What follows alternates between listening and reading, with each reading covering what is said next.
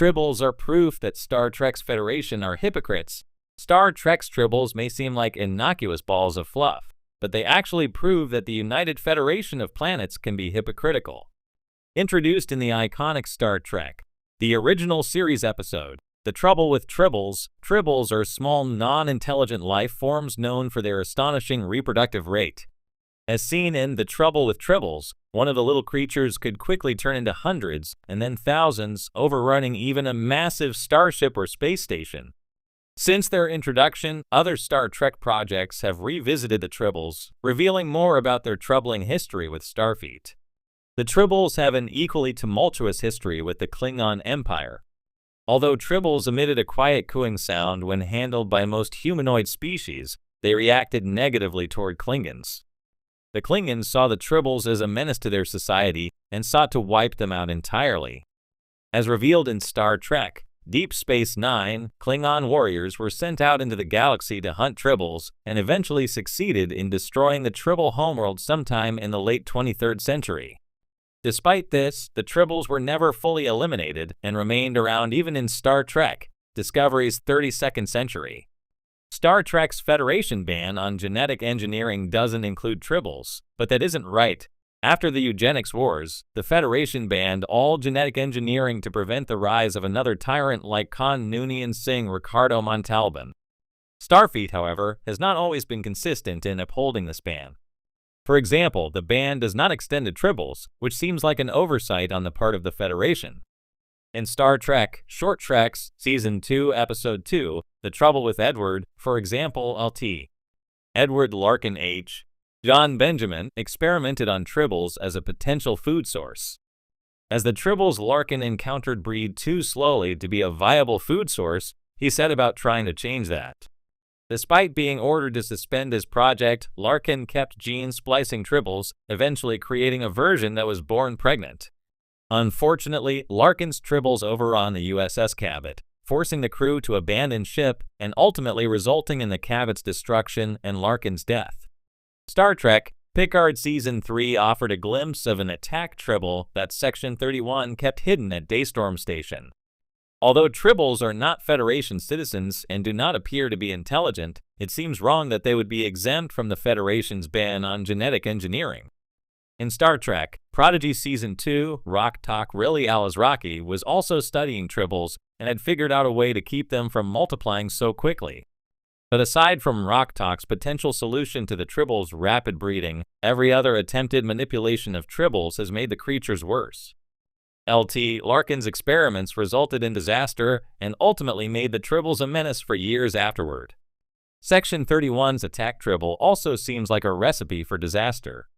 Even the Klingons' attempts to handle their Tribble problems caused even more headaches. Star Trek Prodigy Season 2, Episode 13, a Tribble called Quest revealed that a Klingon scientist named Dr. Kruvang Jorge Gutierrez had attempted to genetically manipulate Tribbles to make them less of a threat to the Klingon Empire. Unfortunately, something went wrong with Kruvang's experiments, and he inadvertently made the Tribbles larger and stronger. Rok-Tahk helped Kruvang make the Tribbles smaller again, allowing him to restore his honor so that he could return home to Konos. Whatever the case, it seems as though Star Trek's Tribble problems have mostly been solved by the 32nd century, so hopefully, future scientists will leave the fuzzy little creatures alone. Sure, here's a creative 700-word piece titled, "Tribbles are proof that Star Trek's Federation are hypocrites." Tribbles are proof that Star Trek's Federation are hypocrites. In the utopian future of Star Trek, the United Federation of Planets stands as a beacon of progressive ideals, peace, diplomacy, tolerance, and ecological responsibility. It's a vision of the future where humanity has supposedly evolved beyond greed, xenophobia, and exploitation. But then, enter the Tribbles. Ah, Tribbles. Cute, furry, purring puffballs that do nothing but eat, reproduce, and chill. They're the living embodiment of innocence. They don't kill, don't conquer, and don't scheme. And yet, when they appear in the Star Trek, the original series episode, The Trouble with Tribbles, the Federation loses its collective mind. Starfleet officers are annoyed. Cargo is contaminated. The Tribbles are deemed a problem. And how do these enlightened space hippies respond? They exterminate them. Let's not sugarcoat it. The Tribbles are subjected to mass disposal, poisoned, shoved into storage compartments, and dumped into space. And this comes from the same Federation that lectures every species it meets about compassion and non-intervention. The same Federation that has a prime directive forbidding interference with less advanced civilizations. Apparently, that directive doesn't apply if the civilization is made up of adorable squeaky hairballs. It gets worse when you realize the entire situation was arguably a Federation-created disaster. Kyrano Jones, the lovable con man who brought Tribbles to the Klingon-contested Deep Space Station K7, was technically engaging in free enterprise, something the Federation pretends not to encourage but constantly allows on its fringes. Jones wasn't trafficking dangerous weapons. He was selling pets.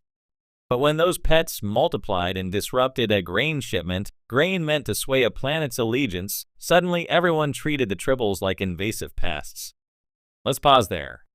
The Federation was trying to win over a planet using agricultural aid, which sounds noble, but it was a Cold War bribe. Classic political maneuvering. And when the Tribbles ruined that plan, they became expendable. So much for their right to exist.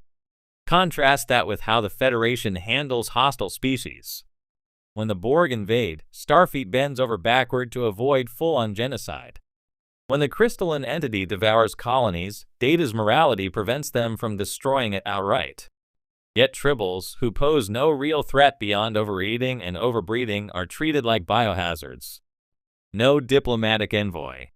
No attempt to understand their ecological role. No concern for the ethics of forced sterilization. Even worse, in later canon, the Klingons are said to have declared war on the Tribbles and wiped out their homeworld. The Federation mocks them for it. But didn't the Federation basically do the same thing, just with better PR? It all points to an uncomfortable truth. The Federation's ethics are conditional. They love peace, unless there's strategic gain involved. They protect species, unless those species are inconvenient. They value life, unless that life is small, fuzzy, and reproduces a little too fast. Let's imagine for a moment that the Tribbles were slightly more humanoid. Imagine they wore tiny robes and spoke in squeaky voices. Would Starfleet have poisoned them then? Probably not. They'd be assigned a diplomatic liaison, invited to a cultural exchange, and given asylum on a remote moon with a sustainable food source.